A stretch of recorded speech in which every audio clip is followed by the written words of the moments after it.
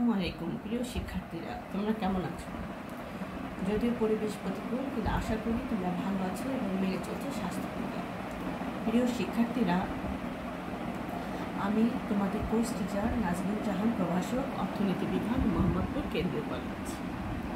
আমি তোমাদের কৃষি ও গ্রামীণ অর্থনীতির 10ম অধ্যায় নিয়ে আজকে আলোচনা করব।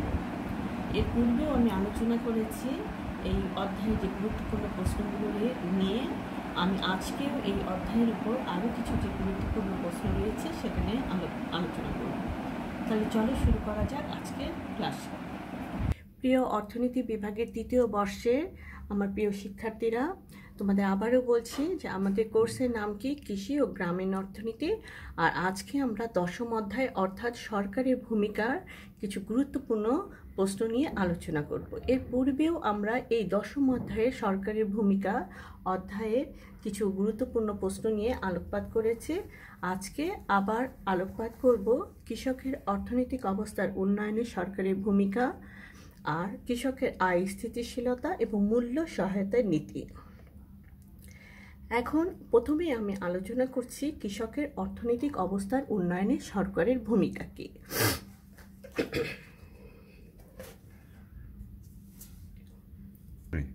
কৃষকের অর্থনৈতিক অবস্থার উন্নয়নে সরকারের ভূমিকা মূলত কি? কৃষকের মাথাপিছু উৎপাদন বৃদ্ধি, কৃষি পণ্যের চাহিদা বৃদ্ধির মাধ্যমে কৃষকের আয় বৃদ্ধি করা, আভ্যন্তরীণ উৎপাদন সীমিত করে কৃষি পণ্যের মূল্য বৃদ্ধি করা, কৃষিখাতে ভর্তুকি প্রদান, আর্থিক অনুদান বা সাহায্য, অকৃষি খাতে কৃষকদের স্থানান্তর, কৃষিপণ্য আমদানি নিয়ন্ত্রণে কোটা ও লাইসেন্স সীমিতকরণ, আমদানি শুল্ক, সরকার ও বেসরকারি উদ্যোগে কৃষকদের সংগঠিত করা। এই 9টাই হচ্ছে মূলত আমরা আজকে আলোকপাত করব 9টা বিষয়ের উপরে, যে কৃষকের অর্থনৈতিক অবস্থার উন্নয়নে সরকারের ভূমিকাটা কি। এক এক করে আমরা একটা করে পয়েন্ট আমরা বিশদভাবে আলোচনা করছি। প্রথমে কি আসতেছে যে কৃষকের মাথাপিছু উৎপাদন বৃদ্ধি। আমরা আবারও বলছি যে এই প্রত্যেকটি পয়েন্টের আলোকপাতের আগে আমরা একটু ভূমিকাতে যাই। ভূমিকা কি? বাংলাদেশের জাতীয় আয়ে সিংহভাগ কৃষি থেকে আসলেও এদেশের কৃষকদের মাথাপিছু জাতীয় আয় অনেক কম।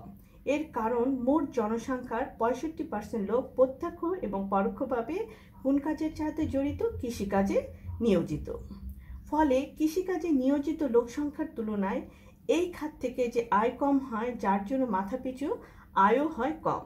কৃষি আয় বৃদ্ধির জন্য আমরা কতগুলো পদ্ধতি বা উপায়ের কথা উল্লেখ করব। তার মধ্যে প্রথমেই রয়েছে কৃষকের মাথাপিছু উৎপাদন বৃদ্ধি। এই পদ্ধতিতে কতগুলো উপায়ে কৃষকদের মাথাপিছু আয় বৃদ্ধি করা যায়। সেই উপায়গুলো কি? প্রথমত, গ্রামের কৃষকদের মধ্যে সাধারণ কৃষি শিক্ষা সম্প্রসারণ করতে হবে এবং বিভিন্ন সম্প্রসারণ কর্মসূচি বিস্তার করতে হবে। দ্বিতীয়ত, কৃষি উৎপাদনে নিয়োজিত সম্পদের উপর কর না বসানো এবং ক্ষেত্র বিশেষে ভর্তুকি প্রদান করতে হবে। তৃতীয়ত কি? ভূমিস্বত্ব ব্যবস্থার প্রয়োজনীয় সংস্কার করতে হবে। চতুর্থত, কৃষি গবেষণার প্রবর্তন করতে হবে এবং সেই গবেষণা কি শুধু প্রবর্তন করলে চলবে না, সেই সাথে করতে হবে সম্প্রসারণ। এরপরে আসে কি? কৃষি পণ্যের চাহিদা বৃদ্ধির মাধ্যমে কৃষকের আয় বৃদ্ধি করা। কৃষি পণ্যের চাহিদা বৃদ্ধি পেলে কৃষি পণ্যের মূল্য এবং কৃষকের আয়ও বৃদ্ধি পায়। কৃষি পণ্যের চাহিদা বৃদ্ধির লক্ষ্যে সরকার কতগুলো পন্থা গ্রহণ করতে পারে। যেমন, প্রথমত, সমাজের যদি উচ্চবিত্ত জনগণের উপর অধিক হারে কর আরোপ করে এবং ওই অর্থ দিয়ে দরিদ্র জনগণের কল্যাণে যদি ব্যয় করা হয়, তাদের কি বৃদ্ধি পাবে? আয় বৃদ্ধি পাবে। ফলে তাদের খাদ্যশস্যের চাহিদা বৃদ্ধি পাবে এবং খাদ্যশস্যের দাম এবং কৃষকের আয় অটোমেটিকলি বেড়ে যাবে। দ্বিতীয়ত কি? বিশেষ দ্রব্যের চাহিদা বৃদ্ধির জন্য সরকারি এবং বেসরকারি সংস্থার উদ্যোগে বিভিন্ন ধরনের কর্মসূচি গ্রহণ করা যেতে পারে। এই যেমন ধরো, কৃষি পণ্যের চাহিদা বৃদ্ধি করার উদ্দেশ্যে যুক্তরাষ্ট্র সরকার স্কুলে ছাত্রছাত্রীদের জন্য সকালের নাস্তা এবং কি দুপুরে খাবারও ব্যবস্থা করে। শুধু যুক্তরাষ্ট্র নয়, বর্তমানে আমাদের দেশেও দেখবা প্রাথমিক শিক্ষা বা প্রাথমিক যে শিক্ষা স্কুলগুলোতে কি অনেক সময় নাস্তা দেওয়া হয়, তাদের উৎসাহিত করার জন্য অনেক সময় বাবা মাদের গম দেওয়া হয়, যে যাতে তারা উৎসাহিত হয় এবং স্কুলে আসে। এটা হচ্ছে আমাদের সরকারি যদি ভাবে এই উদ্যোগগুলো গ্রহণ করা যায়, তাহলে কি হবে যে আমাদের, আবারও বলছি, যে কৃষি পণ্যের চাহিদা বৃদ্ধির মাধ্যমে কৃষকদের আয়ও বৃদ্ধি করা যাবে। এরপরে কি আসে, আভ্যন্তরীণ উৎপাদনে সীমিত করে কৃষি পণ্যের মূল্য বৃদ্ধি করা। আভ্যন্তরীণ উৎপাদন সীমিত করেও কৃষি পণ্যের মূল্য বৃদ্ধি করা যায়। কৃষি পণ্যের উৎপাদন সীমিত রাখার মাধ্যমে যেসব পণ্যে মূল্য চাহিদায় অস্থিতিস্থাপক, সেই সব যদি পণ্যের ব্যাপারে উৎপাদন সীমিতকরণ নীতি গ্রহণ করলে সুফল পাওয়া যায়। এরপরে আছে কি 4, কৃষিখাতে ভর্তুকি প্রদান। কৃষকদের আয় বৃদ্ধির জন্য সরকার তাদের উৎপাদনের উপর কতগুলো উপায়ে ভর্তুকি প্রদান করতে পারে। সেই উপায়গুলো কি? প্রথমত, উৎপাদন ব্যয়ের একাংশ ভর্তুকি হিসাবে প্রদান করা যেতে পারে। বাজার মূল্যের চেয়ে বেশি মূল্যে সরকার কৃষকদের পণ্য ক্রয় করতে পারে। কৃষি পণ্যের ন্যূনতম মূল্যের নিশ্চয়তা প্রদান করতে পারে। এরপরে আসে কি, আর্থিক অনুদান বা সাহায্য। সরকার সরাসরি আর্থিক অনুদান বা সাহায্য প্রদান করে কৃষকের আয় বৃদ্ধি করতে পারে। জিওফ্রি শেফার্ডের মতে কৃষকদের 2টি বিকল্প উপায়ে প্রত্যক্ষ আর্থিক সাহায্য প্রদান করা যেতে পারে। কি কি? প্রথমত, প্রত্যেক কৃষককে তার মোট বিক্রয়ের অনুপাতে আর্থিক সাহায্য প্রদান করা যায় এবং এই অর্থে প্রত্যেক কৃষককে যদি তার মোট আয়ের একটি সুনির্দিষ্ট অংশ আর্থিক সাহায্য হিসাবে প্রদান করা যায়। আর দ্বিতীয়ত কি, কৃষি খামার ভিত্তিক আর্থিক সাহায্য প্রদান না করে পরিবার ভিত্তিক যদি তা প্রদান করা যেতে পারে, এবং এই ক্ষেত্রে কি হবে, ন্যূনতম জীবনযাত্রার মানের ভিত্তিতে আর্থিক সাহায্য প্রদান করা যেতে পারে। এরপরে আসে কি 6 নাম্বার, অকৃষি খাতে কৃষকদের স্থানান্তর। কৃষিখাত হতে জনগণকে যদি অকৃষি খাতে নিয়োগের ব্যবস্থা গ্রহণ করেও কৃষকের আয় বৃদ্ধি করা যায়। যেসব দেশে কৃষিখাতে ছন্দবেশী বা আধা বেকারত্ব রয়েছে, সেখানে কৃষিখাত হতে শ্রম অন্য খাতে কে স্থানান্তর বা ট্রান্সফার করলে বাকি কৃষকদের মাথাপিছু উৎপাদন বৃদ্ধি এবং আয় অবশ্যই বৃদ্ধি পাবে। এই উদ্দেশ্যে সরকার কতগুলো ব্যবস্থা গ্রহণ করতে পারে। সেই ব্যবস্থা সমূহগুলো কি? প্রথমত, বিভিন্ন গ্রামীণ শিল্পের উন্নতি সাধন করে এবং গ্রামাঞ্চলে যদি ক্ষুদ্র এবং মাঝারি শিল্পের প্রসার ঘটানো যায়, তাহলে কৃষকদের জন্য অকৃষি খাতে কর্মসংস্থানের আরও অধিক সুযোগ সৃষ্টি করা যেতে পারে। দ্বিতীয়ত কি, গ্রামাঞ্চলে কর্মসংস্থানের সুযোগ সৃষ্টির উদ্দেশ্যে গ্রামভিত্তিক উন্নয়ন পরিকল্পনা প্রণয়ন করা যেতে পারে এবং বাস্তবায়নের উপরেও জোর দিতে হবে। ফলে গ্রামাঞ্চলে অটোমেটিক্যালি কিন্তু কর্মসংস্থানের সুযোগ সৃষ্টি হবে। তৃতীয়ত কি, গ্রামাঞ্চলে সেতু ও রাস্তাঘাট নির্মাণ, খাল খনন, এই সমস্ত কাজগুলো করে পল্লী পূর্ত কর্মসূচি জোরদার করার মাধ্যমে কৃষকদের জন্য বিকল্প কর্মসংস্থানের সুযোগ সৃষ্টি করা যেতে পারে। আর চতুর্থত কি, বিভিন্ন সরকারি এবং বেসরকারি সংস্থার উদ্যোগে আর্থ কর্মসংস্থানের সুযোগ সৃষ্টি করে কৃষকদের জন্য অকৃষি খাতে কর্মসংস্থানের সুযোগ সৃষ্টি করা যায়। এরপরে আসে কি আমাদের 7 নাম্বার, কৃষি পণ্য আমদানি নিয়ন্ত্রণে কোটা ও লাইসেন্স সীমিতকরণ। দেশের আভ্যন্তরীণ পণ্যের যোগান নিয়ন্ত্রণের জন্য সরকার আমদানির ক্ষেত্রে কোটা ও লাইসেন্স সীমিতকরণ অবলম্বন করতে পারে। এর ফলে কি হবে? এর ফলে পণ্যের স্বাভাবিক যোগান নিয়ন্ত্রিত হবে, আর সেই সাথে দেশে উৎপাদিত পণ্যের সঠিক মূল্য কৃষক পাবে। ফলে কি হবে? ফলে কৃষকদের আয় অটোমেটিক্যালি বৃদ্ধি পাবে। তারপরে কি রয়েছে কি, আমদানি শুল্ক। মুক্তবাজার অর্থনীতিতে কোনো পণ্যের আন্তর্জাতিক মূল্য অপেক্ষা আভ্যন্তরীণ মূল্য বেশি হলে মুনাফার উদ্দেশ্যে দেশীয় আমদানিকারকগণ ওই পণ্য কি করবে? আমদানি করবে। ফলে কি হবে? ফলে দেশের অভ্যন্তরে যোগানও বৃদ্ধি পাবে এবং সেই সাথে হ্রাস পাবে দাম। কৃষি পণ্যের যোগান যদি অস্থিতিস্থাপক বলে, এই অবস্থায় কৃষকের আয় হ্রাস পাবে। আর এইরূপ পরিস্থিতিতে তখন কি হবে, কৃষকের আয় স্থিতিশীল রাখার উদ্দেশ্যে আমদানিযোগ্য যে কৃষি পণ্যের উপর আমদানি শুল্ক বসানো যেতে পারে। আর শেষ কি আমাদের সরকার ও বেসরকারি উদ্যোগে কৃষকদের সংগঠিত করা। সরকার ও বেসরকারি উদ্যোগে কৃষকদের সংগঠিত করা। কৃষকরা যাতে সংগঠিত উপায়ে তাদের আয় বৃদ্ধি করতে পারে সেজন্য সরকার ও বেসরকারি পর্যায়ে বিভিন্ন ধরনের সংগঠন তৈরি করা যেতে পারে। সুতরাং এই জাতীয় পদ্ধতির কিছু পদক্ষেপ সরকার বা সরকারি পর্যায়ে প্রতিষ্ঠানসমূহে গ্রহণ করা হলে কৃষকদের আয় বাড়বে নিঃসন্দেহে। তাহলে আবারও বলছি যে কৃষকদের অর্থনৈতিক উন্নয়নে সরকারের ভূমিকাগুলো কি?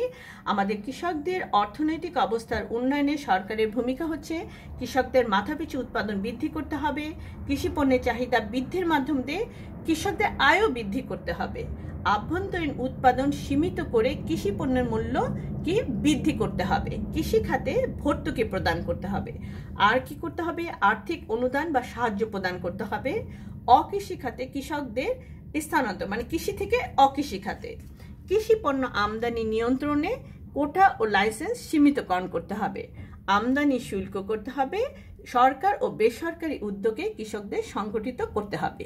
আমরা আজকে কৃষকদের অর্থনৈতিক অবস্থার উন্নয়নে সরকারের যে ভূমিকাগুলো রয়েছে তার প্রতিটা পয়েন্টকে আমরা আবার পৃথকভাবে কিন্তু প্রত্যেকটা পয়েন্টকে বিশদভাবে আলোচনা করলাম। এরপরে আসি কৃষকের আয় স্থিতিশীলতা। কৃষকের আয় স্থিতিশীলতা কিংবা ইনকাম স্টেবিলিটি অফ ফার্মার্স মানে কৃষকের আয় স্থিতিশীলতার স্টেবিলিটি বা কৃষকের আয় স্টেবিলিটি নিয়ে আমরা আলোকপাত করব। বাংলাদেশের অর্থনীতি অনেকাংশে কি কিসের উপর নির্ভরশীল? কৃষির উপর নির্ভরশীল। কৃষি উন্নয়নে কৃষকদের আয় স্থিতিশীল রাখা অত্যন্ত গুরুত্বপূর্ণ। কৃষকের আয় স্থিতিশীল রাখার জন্য সরকার বিভিন্ন ধরনের নীতিমালা পদ্ধতি বা নিয়ম নীতি গ্রহণ করে থাকেন, যা আমরা এখন আলোকপাত করব। তাহলে কৃষকের আয় স্থিতিশীলতা রাখার জন্য সরকার কর্তৃক যে বিভিন্ন নীতিমালা বা পদ্ধতি গ্রহণ করেছেন সেগুলো কি কি? একটা হচ্ছে কি ক্ষতিপূরণমূলক মূল্য প্রদান পদ্ধতি, তারপর দ্বিতীয় হচ্ছে বাফার স্টক পদ্ধতি, আয় নিশ্চয়তা পদ্ধতি এবং তথ্য প্রদান। অর্থাৎ আজকে আমরা এই 4টা পদ্ধতি নিয়ে আলোচনা করব। প্রথমেই আসি ক্ষতিপূরণমূলক মূল্য প্রদান পদ্ধতি। মন্দার সময় কৃষি পণ্যের মূল্য একরকম আর মন্দার পূর্বে মূল্য অন্যরকম থাকে। তাই মন্দার সময় কৃষি পণ্যের মূল্য এবং মন্দার পূর্বেকার সময়ের পণ্যের মূল্যের পার্থক্যের যে শতকরা হারের ভিত্তিতেই ক্ষতিপূরণমূলক মূল্য প্রদান পদ্ধতি পণ্যের মূল্য নির্ধারণ করা হয়। এরপরে কি রয়েছে কি বাফার স্টক পদ্ধতি। কৃষিতে বাম্পার উৎপাদন হলে তখন বাজারে কৃষি পণ্যের মূল্য আশঙ্কাজনক হারে কমে যায়। বাফার স্টক পদ্ধতি যদি অনুসরণ করি তাহলে এই সময় কি হয়, কৃষকদের আয় স্থিতিশীল রাখার লক্ষ্যে সরকার বাজার চাহিদার অতিরিক্ত পণ্য গুদামজাত করে ফেলে। আর এর ফলশ্রুতিতে কি হয়, ওই সময় বাজারে পণ্যের যোগান পুনরায় কমে যাবে এবং কৃষক তার ফসলের জন্য ন্যায্য মূল্য দাবি করতে পারবে। আমি আবারও বলছি যে বাফার স্টক পদ্ধতিটা কি, যে কৃষিতে যখন বাম্পার উৎপাদন হয় তখন বাজারে কৃষি পণ্যের মূল্য আশঙ্কাজনক হারে বা আশঙ্কাজনক হারে কমে যায় এবং বাফার স্টক পদ্ধতি মানে এই পদ্ধতি অনুসারে কৃষকের আয় কি স্থিতিশীল রাখার চেষ্টা করে সরকার বাজারে চাহিদার অতিরিক্ত পণ্য গুদামজাত করে ফেলে। ফলে ওই সময়ে বাজারে পণ্যের যোগান কি হয়, কমে যায় এবং ফসলের ন্যায্য মূল্য কি কৃষক তার ফসলের ন্যায্য মূল্য দাবি করতে পারবে। এরপরে কি আসে আয় নিশ্চয়তা পদ্ধতি। আয় নিশ্চয়তা পদ্ধতি বাফার স্টক পদ্ধতি হচ্ছে, আবারও বলছি যে বাম্পার যদি উৎপাদন হয়, এটা সবসময় কিন্তু বাম্পার উৎপাদন হবে না, কখনো কখনো টমেটো উৎপাদন বেশি হতে পারে, ধান উৎপাদন বেশি হতে পারে কিংবা পাট উৎপাদন বেশি হতে পারে। মানে আসলে মূলত টমেটো তরমুজ যেগুলোর জন্য সরকারের স্টকের কোনো ব্যবস্থা নেই, কিন্তু এই বাম্পার এই ক্ষণিকের জন্য বা কোনো সময়ের জন্য যে বাম্পার উৎপাদন হয়, যেমন ধান পাট যেগুলো রেগুলার পণ্য সেগুলোর জন্য কিন্তু সরকারের স্টকের ব্যবস্থা রয়েছে। বাট কিছু কিছু পণ্য যেমন টমেটো, তরমুজ বা আনারস এই ধরনের যেগুলো পণ্যের জন্য আলাদাভাবে কোনো স্টকের ব্যবস্থা নাই, সেই ক্ষেত্রে সেটাকেই বলা হচ্ছে বাফার স্টক পদ্ধতি। মানে ক্ষণিকের জন্য বা কখনোর জন্য বা সময় বিশেষে বা সময়ের পরিপ্রেক্ষিতে যদি উৎপাদন বেশি হয়, সেই ক্ষেত্রে যে স্টক পদ্ধতি সেটাই হচ্ছে বাফার স্টক পদ্ধতি। এরপরে আসি কি আয় নিশ্চয়তা পদ্ধতি। সরকার কর্তৃক প্রদানকৃত অর্থ কৃষকরা পেতে নিশ্চয়তা পেলে তা হলো আয় নিশ্চয়তা পদ্ধতি। বাজারে যদি কৃষি পণ্যের মূল্য হঠাৎ করে কমে যায়, তাহলে কৃষকদেরকে যেন লোকসানের সম্মুখীন হতে না হয়, সেই কারণে এই সময় সরকার সরাসরি কৃষকদের অর্থ সাহায্য করতে পারে। যেমন ধরো আমাদের কিন্তু অনেক সময় ধান অনেক উৎপাদন হয়, কিন্তু বা কোনো সবজি, যেমন কৃষকরা বিভিন্ন প্রকার সবজি উৎপাদন করলো, কিন্তু কোনো কারণবশত এই যেমন করোনা পরিস্থিতিতে এখন যোগাযোগ ব্যবস্থা কিন্তু অনেক শিথিল, কিন্তু এই যোগাযোগ ব্যবস্থা কমের কারণে আমাদের কিন্তু ফসল আসছে না শহরে, যোগাযোগ ব্যবস্থা শিথিল না হয়ে বিঘ্নিত হচ্ছে। ফলে এই যোগাযোগ বিচ্ছিন্নতার কারণে সেই যে উৎপাদিত ফসলের যে ন্যায্য মূল্য কৃষকরা কিন্তু পাচ্ছে না। সেই ক্ষেত্রে কি হচ্ছে যে সরকার যদি ভর্তুকি প্রদান করে বা কৃষকদের অর্থ সাহায্য করতে পারেন, আর সেই ক্ষেত্রে কৃষকরা তখন কি তাদের ন্যায্য মূল্যটা কিছুটা হলেও তাদের ক্ষতি বা লোকসানকে সম্মুখীন থেকে বাঁচতে পারবে। এজন্যই বলা হচ্ছে যে বাজারে যদি কৃষি পণ্য মূল্য হঠাৎ করে কমে গেলে, যেমন আমরা কিন্তু কৃষক আশা করছে যে 20 টাকা কেজি দরে আমি টমেটো বিক্রি করব, কিন্তু সেই টমেটো হঠাৎ করে 3 কেজি টাকা দরে নেমে গেল, তাহলে কি কৃষকের লোকসানের সম্মুখীন হবে না? এই কারণে বলা হচ্ছে যে বাজারে কৃষি পণ্যের মূল্য হঠাৎ করে যদি কমে যায়, কৃষকদেরকে যেন লোকসানের সম্মুখীন হতে না হয়, সেই কারণে সরকার সরাসরি কৃষকদের অর্থ সাহায্য করতে পারেন। এটাই হচ্ছে আয় নিশ্চয়তা পদ্ধতি।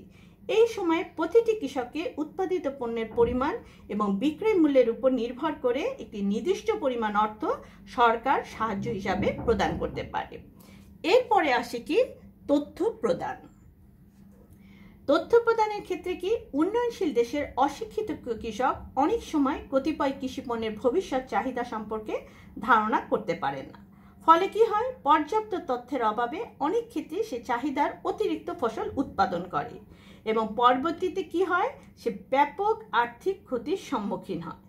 সরকার কৃষকের আয় স্থিতিশীল রাখার উদ্দেশ্যে প্রয়োজন বোধে এই জাতীয় কৃষি পণ্যের ভবিষ্যৎ সম্পর্কে যদি কৃষকদের অগ্রিম তথ্য প্রদান করতে পারেন, তবে কৃষকরা কিন্তু অনেক ক্ষেত্রে এই অতিরিক্ত উৎপাদন থেকে বিরত থাকবে এবং অতিরিক্ত শুধু উৎপাদন না, চাহিদার অতিরিক্ত ফসল উৎপাদন করা থেকে বিরত থাকবে এবং কি সে ক্ষতির সম্মুখীন হবে না, অর্থাৎ সে লোকসানের সম্মুখীন হবে না। সেই জন্যই বলা হচ্ছে যে সরকার যদি কৃষকদের আয় স্থিতিশীল রাখার উদ্দেশ্যে প্রয়োজন বোধে এই সমস্ত কৃষি পণ্যের ভবিষ্যৎ সম্পর্কে বিভিন্ন রকম যে তথ্য রয়েছে, সেই তথ্যগুলো কৃষকদের অগ্রিম প্রদান করতে পারে। তাহলে আমরা কৃষকের আয় স্থিতিশীলতার সম্পর্কে কি পড়লাম, যে ক্ষতিপূরণমূলক মূল্য প্রদান পদ্ধতি, বাফার স্টক পদ্ধতি, আয় নিশ্চয়তা পদ্ধতি এবং তথ্য প্রদান। আর শেষে আজকে আমরা শুধু আলোচনা করব মূল্য সহায়তা নীতি। এর পরবর্তী ক্লাসে মূল্য সহায়তা নীতির পক্ষে বিপক্ষে এবং মূল্য সহায়তা সম্পর্কে বিশদভাবে আলোচনা করব। আজ শুধু আমি আলোচনা করব মূল্য সহায়তা নীতি বা প্রাইস সাপোর্ট পলিসি বলতে আমরা কি বুঝি। তো what is price support policy? সরকার কৃষকের ও অর্থনৈতিক অবস্থা স্থিতিশীল রাখার স্বার্থে যুক্তিসঙ্গত মূল্যে কৃষি পণ্য ক্রয়ের যে নীতি গ্রহণ করে, তাই হচ্ছে মূল্য সহায়তা নীতি। আবারও বলছি, সরকার কৃষকের ও অর্থনৈতিক অবস্থা স্থিতিশীল রাখার স্বার্থে যুক্তিসঙ্গত মূল্যে কৃষি পণ্য ক্রয়ের যে নীতি গ্রহণ করে, তাই হলো মূল্য সহায়তা নীতি। কৃষিজাত পণ্যের যোগান অনেকটাই কিসের উপর নির্ভরশীল করে? প্রকৃতির উপর নির্ভর করে। বিভিন্ন প্রাকৃতিক দুর্যোগ আমরা জানি, অতিবৃষ্টি, খরা, অনাবৃষ্টি, জলোচ্ছ্বাস, এই সমস্ত কারণে কৃষি উৎপাদন কি হয়, বিঘ্নিত হতে পারে, ফলে কৃষকও হয় ক্ষতিগ্রস্ত। আবার অপরদিকে আবহাওয়ার অনুকূলে যদি থাকে, তাহলে কৃষি পণ্যের কিন্তু বাম্পার ফলনও হয়। আমরা কিন্তু ম্যাক্সিমামই গ্রাম ভিত্তিক মানুষ আমরা কিন্তু জানি, কৃষকদের আমরা অনেক সময় কথাটা শুনি না যে এবার খরার কারণে পুরা জমির ফসল নষ্ট হয়েছে। আবার এটুকু আমরা আবার শুনতে পারি যে এবার ধানের বাম্পার ফলন হয়েছে। সেটাই বলা হচ্ছে যে আবহাওয়া যদি আবার অনুকূল থাকে, প্রতিকূল থাকলে যেমন ক্ষতিগ্রস্ত হয় বা কৃষি উৎপাদন বিঘ্নিত হয়, সেই রকম অনুকূলও থাকলে কৃষি পণ্যের বাম্পার ফলনও হতে পারে। এই সময় কৃষি পণ্যের চাহিদার চেয়ে বাজারে যোগান বেশি হয়, ফলে কৃষক তার পণ্যের ন্যায্য মূল্য পায় না এবং তারা আর্থিকভাবে ক্ষতিগ্রস্ত হয়। এতে তারা একেবারে কি হয়, নিঃশেষ হয়ে পড়ে এবং ফলশ্রুতিতে কি হয়ে যায়, সমগ্র অর্থনীতির উপর বিরূপ প্রতিক্রিয়া পড়ে। এই ধরনের পরিস্থিতিতে দেশের অর্থনৈতিক অবস্থাকে স্থিতিশীল রাখার স্বার্থে সরকার একটি যুক্তিসঙ্গত মূল্যে সরাসরি কৃষক থেকে পণ্য ক্রয় করে থাকেন। একেই বলা হচ্ছে মূল্য সহায়তা নীতি। তাহলে আমরা বুঝতে পারলাম যে আমাদের কৃষকদের বাঁচানোর জন্য, কৃষি ব্যবস্থাকে বাঁচার জন্য এবং কৃষকরা যাতে ক্ষতিগ্রস্ত না হয় বা কৃষি উৎপাদন যে বিঘ্নিতর কারণে যে কৃষক অনুকূল কি অতিরিক্ত ফলনের ফলেও যে অনেক সময় কৃষকরা তাদের ন্যায্য মূল্যের থেকে বঞ্চিত হওয়ার কারণে কি যে আর্থিকভাবে ক্ষতিগ্রস্ত হয়, তাই সেই অবস্থাটাকে স্থিতিশীল রাখার স্বার্থে সরকার যুক্তিসঙ্গত মূল্যে সরাসরি কৃষক থেকে পণ্য ক্রয় থাকে। এই কারণে একেই বলা হচ্ছে মূল্য সহায়তা নীতি। অর্থাৎ সরকার কৃষকের এবং অর্থনৈতিক অবস্থা স্থিতিশীল রাখার স্বার্থে বা তাদের লাভে যুক্তিসঙ্গত মূল্যে কৃষি পণ্য ক্রয়ের যে নীতি গ্রহণ করা হয় তাকেই বলা হচ্ছে মূল্য সহায়তা নীতি। প্রিয় শিক্ষার্থীরা, আজকে আমরা আলোচনা করলাম কৃষকের অর্থনৈতিক অবস্থার উন্নয়নে সরকারের ভূমিকা, কৃষকের আয় স্থিতিশীলতা বজায় রাখার জন্য কি ইনকাম স্ট্যাবিলিটি অফ ফার্মার্স, আর মূল্য সহায়তা নীতি। পরবর্তী ক্লাসে আমরা মূল্য সহায়তা নীতির পক্ষে বিপক্ষে সমস্ত বিশদভাবে আলোচনা করব। আজকের ক্লাস এখানেই আমি শেষ করছি। তোমরা ভালো থাকবে, সুস্থ থাকবে, নিরাপদে থাকবে আর মেনে চলবে স্বাস্থ্যবিধি। ধন্যবাদ।